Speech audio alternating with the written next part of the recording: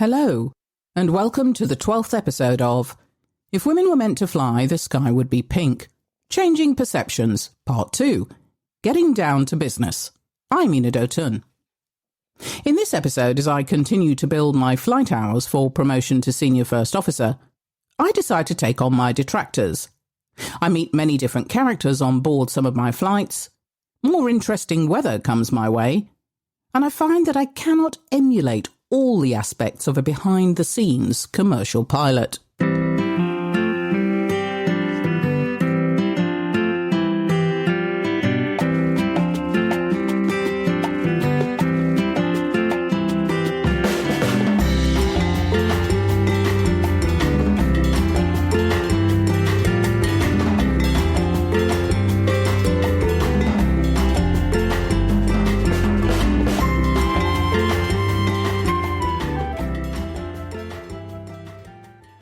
My life was busy, busier than I could ever have imagined. I was flying a lot, and by a lot I mean my schedules were ever-changing, such as the life of a pilot. My regular 4 sectors a day became back-to-back sectors on some days. A typical day for me would be an 0700 AM Lagos, Warri, Port Harcourt 2-sector flight, with an immediate quick turnaround return direct Lagos flight. Or sometimes I would complete a 4-sector flight, Lagos, Warri, Port Harcourt, Warri, Lagos, and then fly a Lagos-Warri night stop or a Lagos-Warri, Port Harcourt night stop, ending 12 hours later. Phew! We night stopped on the Shell compound in Port Harcourt in those early days, which was a 30-minute car ride in a Volkswagen Beetle for the cruise. Often we would be required to tag on to the passenger motorcade with an accompanying police escort for safety. The road out to the airport was a dangerous one in those days. Armed robbery was rife, and you couldn't be sure what would await you on these journeys. Sometimes the dispatcher would direct the cars to leave without us, and then we would be left to fend for ourselves on the journey back. Quite how they proposed to run the regular morning flights if we had been ambushed and possibly killed the night before was a mystery. Well, quite apart from our demise. There were checkpoints to negotiate as well, and even in uniform we didn't always get waved through unless we had our added security. I'd obviously grown up in Lagos for a lot of my life, so I was somewhat used to living in a volatile environment where you lived on your wits and life was cheap. But I realise writing this now how this contrasts with life here in the UK today. Once in the secure compound, we were housed in dedicated crew quarters, which consisted of a double bungalow, one side for the captain and the other side for the co-pilot. Meals were provided at the guest house restaurant, which was a short walk away. The compound had been built on reclaimed forest, and we had the dubious pleasure, most mornings, of waking up to a selection of grass snakes and others on the patio, through which we had to navigate a path if we wanted to leave. Since we also had a helicopter operation in Port Harcourt, we would sometimes be invited to the Bristow clubhouse. In those days, the co-pilots were not always welcome. I was once drunkenly told at the bar that I was okay as I was half British. That was meant to be a compliment. I was insulted and responded with, if it wasn't for us, you wouldn't be here. There were a few loaded comments in those days. Sometimes I thought it was because the expatriate pilots and engineers were unused to having female colleagues present when they let their hair down. And although I am not proud of it, I was very soon not shy of firing back as good as I got. Because I was young, I was still learning what was acceptable and what was not, what was said in jest and what had sinister undertones. Much of it was said in alcohol-laced conversations, but I'm pretty certain that in many cases this alcohol was not the driver. That person's true character was showing itself. About 2 years after I joined the company, I was flying a late afternoon sector to Warri with an onward night stop in Port Harcourt when we had an engine surge. Fixed-wing engineers were in Lagos, and it was decided to fly them down to us the following morning. Well, that meant we were stuck in Warri with no arranged accommodation, as this was not a usual night stop location at the time. I had made really good friends with one of our helicopter engineers based in Warri, whose wife I had also got to know really well. They were such a lovely, welcoming couple, and I looked forward to spending lots of time with them when I could. I called them from the dispatch line, and they were only too happy to put me and my captain up for the night. When I returned to the aircraft, the chief pilot had arrived to arrange our accommodation. I told him I had it all sorted and explained that we would be picked up by my friend. His face clouded over and he took me to one side. He said, "When you stay here, you people stay with your own." I asked him to repeat what he had just said to me. He did so in his thick German accent. "You will stay with our Nigerian captain and his family, and I will accommodate your captain." My captain was astonished, and to say I was angry was an understatement. I made to advance on him, and even though he was taller than me, I'd taken on bastards like this before. And this one, chief pilot or not, was going to feel my wrath. If you want to be a racist, fine, just don't try it on me. I lost it, and my captain had to restrain me. "Leave it," he said. "We will deal with him in the morning." I had already mentally prepared myself for a short career with the company by taking on this man, and I would not be letting this go. I had heard about him, many of us had. He'd kept it under the radar as much as he could, but he was obviously feeling he could deal with an uppity brown female pilot on his turf. He would soon learn that I was not any ordinary uppity brown female pilot. I was to be his worst nightmare. I did stay with my Nigerian colleague that night, who was also a very good friend, and we discussed the chief pilot's behaviour long into the night. He advised me to keep quiet and that his time would come. I respectfully disagreed. Any overt racism had to be dealt with swiftly. It had no place in our company or our country. When morning came, we were dispatched to the airport to meet our engineers, and we flew the aircraft empty of passengers back to Lagos. On arrival, I went straight to my chief pilot's office, where I, along with my captain, filed a complaint. I am happy to say that it was treated with the utmost importance, and within weeks he was removed from his post.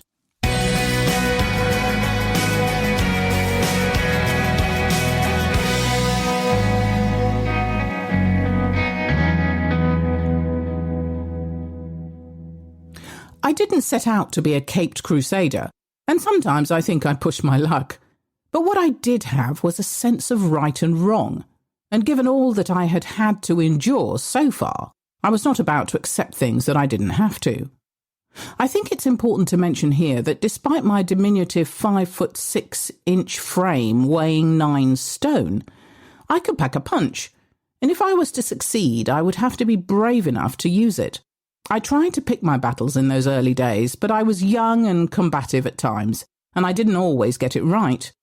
I had to learn to back down when I couldn't win that particular fight, and leave it until I could strategize enough to win the war. I had to learn to swallow my pride when I was wrong, and engage in meaningful debate on equal footing when I felt that I had a case. Life was full of lessons at that time, as it should be when you are that age.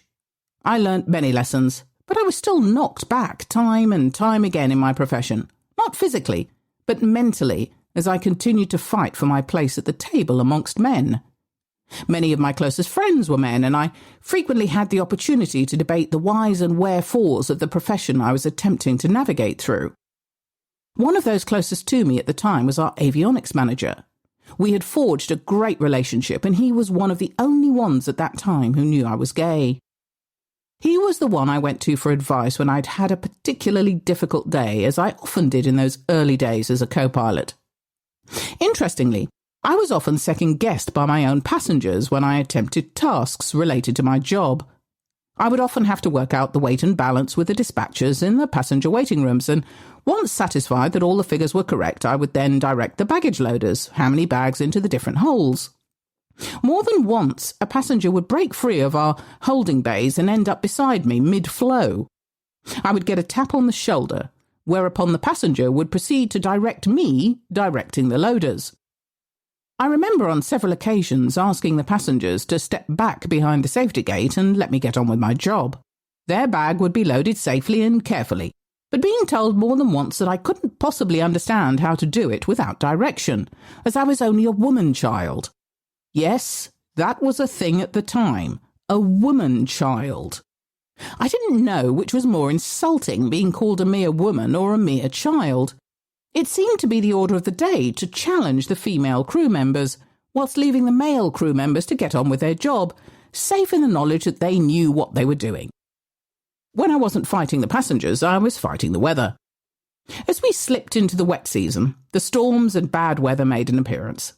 As is the norm with the wet season, we often had to wait out the bad weather or get an early start after a huge thunderstorm had cleared everything out the night before. We were adept at dodging the build-ups, as we called them on our regular routes. It was normal for us to inch further and further out to sea on our Lagos-Port Harcourt sectors as we altered course around the weather. Line squalls were not uncommon during the wet season, and many of them could be hundreds of miles long. All our aircraft were equipped with weather radar, and although we were grateful for it, it didn't help all the time, and was not particularly helpful in avoiding the severe turbulence that accompanied the storms and squall lines. Radar echoes showed areas of high precipitation, but this was not always where the severe turbulence was to be found. On several occasions I found myself hanging on for dear life as we inadvertently caught a large cell while attempting to deviate around it. Trying to hang on to the aircraft whilst we were tossed around and battered by heavy rain, to the accompaniment of screaming passengers, flying maps and various debris, along with leaky windows, was a scenario that was repeated many times during my career. It could be an unpleasant experience. Penetrating dark rain-laden clouds, with the accompanying lightning flashes punctuating the flight deck, wet feet and shirts along with a constant rocking motion, engines absorbing heavy water ingestion, and the resultant groans as the aircraft struggled to stay upright, had me looking out to our enormous wings, pleading with them to stay attached to the aircraft. As I became more experienced, I wouldn't worry so much, as I reasoned that if they came off, I would know about it without looking anyway. On more than one occasion, we experienced an engine surge due to the heavy water ingestion the engines had absorbed. This is where the engine ingests too much water and cannot cope with the quantity and so interrupts the power stages. Often we rode out the storm with one fully functioning engine whilst we prepared to restart the other when the rain decreased. You were often too busy to be afraid of the weather, but every now and then Mother Nature reminded you of the need for respect. In very severe circumstances and with an aircraft whose ceiling, that's the maximum height, was 10,000 feet, we would drop low under the storm cells where we would sometimes, not always, get better visibility and a smoother ride. This often depended on if we had flatter terrain underneath us and could safely do so. In addition to our regular flying, we had to undergo base checks and renewals every 6 months. This was to make sure that we were still competent and able to carry out our duties as expected. On some regular flights, like the weekend trips to Jos in northern Nigeria, we would sometimes have an empty sector on the way back. If I was flying with a training captain, they would often use the opportunity to build your confidence as you increased your seniority in the right-hand seat. One of those training captains, Captain St. Pierre, would often retire to the back of the aircraft after I had sorted out the refuelling and tell me to get on with it. On one of our stops together, as we opened the doors and did the paperwork in our seats, the refueller arrived. He looked at me and commented to the captain that I was a very small boy to be flying such a very big aeroplane. My captain immediately retorted that I was in fact a very small girl, but that I had been flying for many years and had lots of solo time. But he wouldn't believe him. Things were changing as I continued to build my hours. More and more airlines were being formed as aviation grew rapidly. This brought new pilots, new aircraft, and new problems. Thank you for listening. As always, your reviews and comments are very much appreciated. Thank you to Lucy Ashby for the editing of this episode. If you would like to ask a question or make a comment, please do so on all of our social media sites, Instagram, Facebook, or send us an email. theskyIspinkpilot@gmail.com. That's theskyIspinkpilot@gmail.com. You can also leave comments or contact us or have a look at our website, which is skyispink.co.uk. All one word, skyispink.co.uk. In the next episode, my flight time increases substantially on my way to becoming a senior first officer.